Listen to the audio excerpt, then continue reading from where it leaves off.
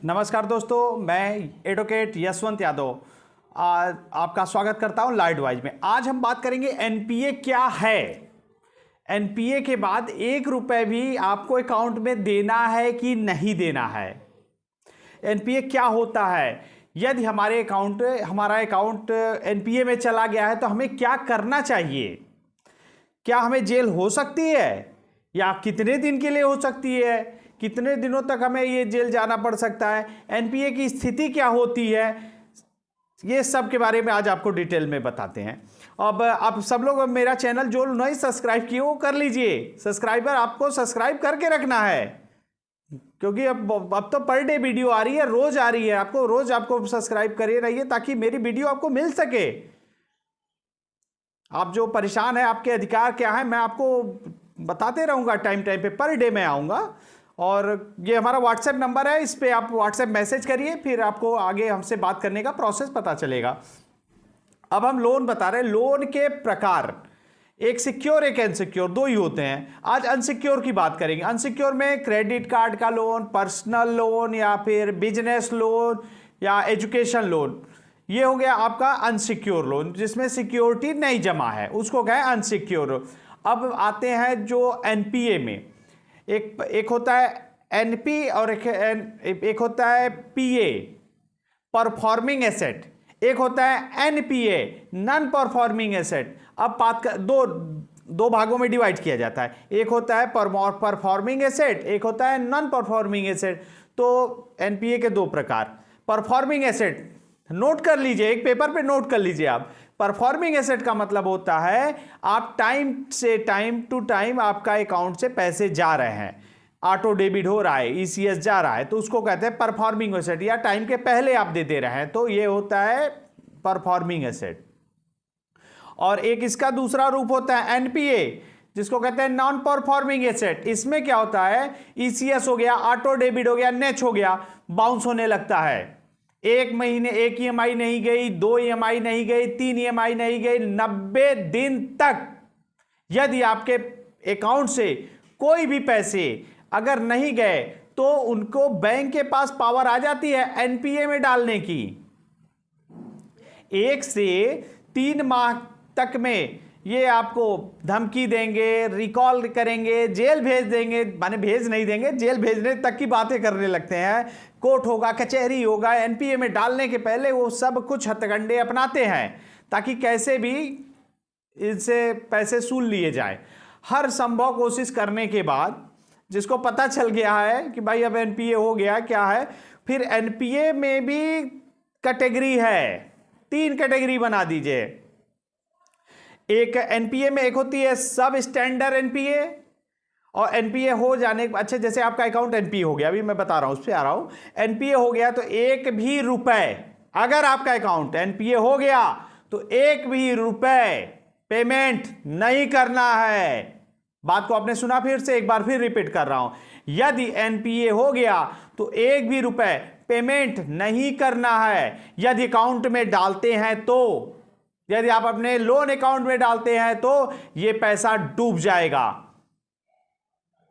ब्याज पेनल्टी जुर्माना में ही लग जाएगा। सिविल तो आपका वैसे भी खराब हो जा रहा है, 3 महीने की ईएमआई वैसे तोड़ के आप बैठे हैं, तो आपका तो सिविल वैसे ही खराब है। अब सिविल बचाने की कोशिश ही कर रहे हैं, सिविल क्या तुम्हारा बचेगा, बचा क्या? 3 महीने ईएमआई तोड़ के एनपीए में हो गया।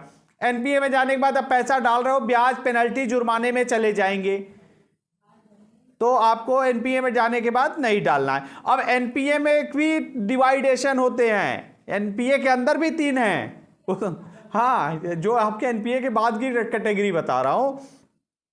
एक होता है सब स्टैंडर्ड एनपीए, और नोट कर लीजिए, तीनों के उनके जैसे है, अब उनके बेटे निकल रहे हैं, बाप है उनके बेटे हो रहे हैं। एनपीए, एनपीए के बाद अब आ जाइए सब स्टैंडर्ड एनपीए। उसके बाद एक होता है डाउटफुल एनपीए, उसके बाद होता है loss NPA, loss asset. Loss asset माने पूरा लॉस। 3 हो गए, तीनों का नाम नोट कर लीजिए आप। ईएमआई 3 माह के बाद, आपकी 3 माह की एनपीए होने के बाद ईएमआई नहीं गई, उसके बाद आपको सब स्टैंडर्ड एनपीए में डाल देंगे। सब स्टैंडर्ड में डाल दिए। इसमें सब स्टैंडर्ड एनपीए में 3 से 12 माह तक इसमें आएगी कोर्ट की नोटिस, रिकॉल नोटिस, आपकी जितनी बैंक की औकात है, जितनी बैंक की औकात है सब कर डालेगी। आपने कुछ भी नहीं सुना, बहरे हो जाइए, बहरे, मैं कुछ सुन ही नहीं रहा हूं, बहरे हो करके बैठ गए और उनको समझ में आ गया सामने वाला बहरा हो चुका है, अब ये कुछ समझ नहीं रहा है, पैसे नहीं दे पाएगा। 3 से 9 महीने तक आपको ये हरास परेशान, जेल हो जाएगा, ये हो जाएगा, इतनी सारी चीजें टॉर्चर कर डालेंगे सामने आपके। तब आपको समझ में आ जाएगा कि भाई अगर आपने बहरे हो जाइए, सुनिए ही मत, उनकी बातों को सुनिए। बहुत हमारे सब्सक्राइबर, सर मुझे रिकवरी एजेंट परेशान कर रहा है, ये कर, अरे आप तो बहरे हैं, मैं तो बहरा हूं, मैं सुनाई नहीं देता, मैंने सुनाई ही नहीं दे, मैं बहरा हूं, उससे क्या बात करोगे? बहरे आदमी से बात किया जाता है? बहरे आदमी जो आप बहरे हो, आप सुन ही नहीं रहे हो किसी का, तो कौन आपका हरास कर परेशान कर लेगा? आपको कोई परेशान कर लेगा? परेशान कर लेगा जब बहरा आदमी सुन ही नहीं रहा है। जब उस सबको सामने, जब बैंक को समझ में आ जाएगा, हर हथकंडा अपनाने के बाद भी, ये हर हथकंडा अपनाने के बाद भी ये लोग अब नहीं है। अब उसको वो लगभग 3 से 12 माह के बाद आपको फिर डाल देगा डाउटफुल एनपीए। मान डाउटफुल हो गए, अब डाउटफुल में आप सामने वाले का पैसा, माने अब उनको लगने लगेगा, डाउटफुल एनपीए में डालने के बाद बैंक को लगेगा कि अब लग रहा है पैसा डूब गया, देने वाला अब नहीं है। तब उसके बाद डाउटफुल एनपीए में डालने के बाद वो करते हैं भाई इसको अब डाउटफुल बाद अब आगे फॉरवर्ड करो, अब ये देने वाला नहीं है, तो करते क्या, लॉस एसेट, जिसमें लॉस एसेट में भी 2 हैं। अब लॉस एसेट आने के बाद, जैसे आपका पैसा आ गया लॉस एसेट में, अब उसके बाद भी 2 है। अब उसमें भी एक होता है रिटर्न ऑफ, एक होता है बिलफुल डिफॉल्टर, 2 उनके भी 2 और है। जैसे एनपीए है, एनपीए के 3 बच्चे ये हुए, उसके बाद उनके बच्चों के बच्चे, यानी स्टेप बना हुआ है। तो एनपीए हुआ, एनपीए के बाद सब स्टैंडर्ड एनपीए हुआ, फिर डाउटफुल हुआ, अब ये आ गया लॉस एसेट में आ गए। लॉस एसेट में क्या होता है, राइट ऑफ। एक तो ये कहते हैं रिटर्न ऑफ करेंगे, या फिर आपको बिलफुल डिफॉल्ट, 2 श्रेणी होती है, दोनों में डाल सकते हैं। लॉस एसेट हो गया, इसका मतलब बैंक की नजर में आपका पैसा मर गया। बैंक की नजर में सारे हथकंडे अपना लिए, सारे तरीके अपना लिए, अब ये अनसिक्योर लोन में अब ये कुछ नहीं कर सकता। वो 99% अपने पैसे को मरा हुआ मान लेते हैं। मरा हुआ मानने के बाद अब क्या करेंगे, चाहे वो अब मरा हुआ तो हो गया, अब आ गया लॉस एसेट में। अब लॉस एसेट के बाद वाले एसेट में आइए, अब उसमें एक बाद क्या होता है, रिटर्न ऑफ होता है, एक होता है बिलफुल डिफॉल्ट। रिटर्न ऑफ का मतलब 1 या 2 लाख तक, माने आपने जब आप 1 या 2 लाख जैसे आपने 1 लाख रुपए लिए, तो इसको इन्होंने 1.5 लाख 2 लाख रुपए बना दिया है, तो इसको लग रहा है कि अब तो ये 99% चांस हो गया कि यह तो पैसा देगा नहीं, अब तो मर ही चुका है पैसा। तो इसके पैसे को अब बढ़ाओ मत, जितना है उतना पे फाइनल, इसको फाइन जुर्माना कुछ भी मत लगाओ, पेनाल्टी कुछ मत लगाओ, बस इसको रख दो कि इसने 1 लाख लिए, इसके 1.5 लाख करके छोड़ दो, बस लेजर में दिखे कि हाँ फिक्स 1.5 लाख हो गया। अब इसके बाद आपका पैसा नहीं बढ़ रहा है कि आप में ब्याज पेनल्टी जुर्माना लगने बंद हो गए। जब रिटर्न ऑफ हो गया तो उसी पे बस वेट खत्म, रुक गया। और एक होता है बिलफुल डिफॉल्ट। इसमें क्या होता है, पैसे हैं फिर भी ये देना नहीं चाहता, इसकी नीयत नहीं सही है, तो उसमें बिलफुल डिफॉल्ट में वो डाल देते हैं, जिसमें इसके बाद बिलफुल डिफॉल्ट होने के बाद आपको कभी लोन नहीं मिलेगा।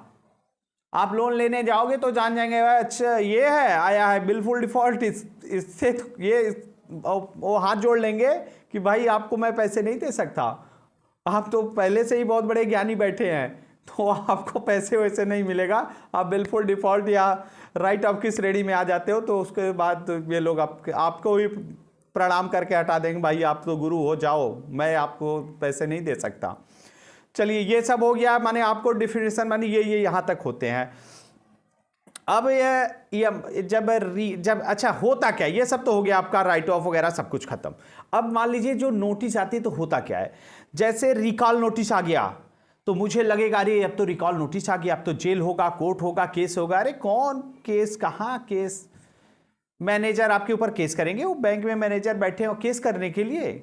आज यहाँ पे जॉब कर रहे हैं, साल भर देखे बाद 2 साल बाद पता चला कहीं और गए, फिर कहीं और गए, सबके ट्रांसफर ही है। तो ब्रांच में और रिकवरी एजेंट वो तो खुद ही अपनी सैलरी पे और कमीशन बेस है, तो ये लोग आपको ऊपर केस नहीं करेंगे।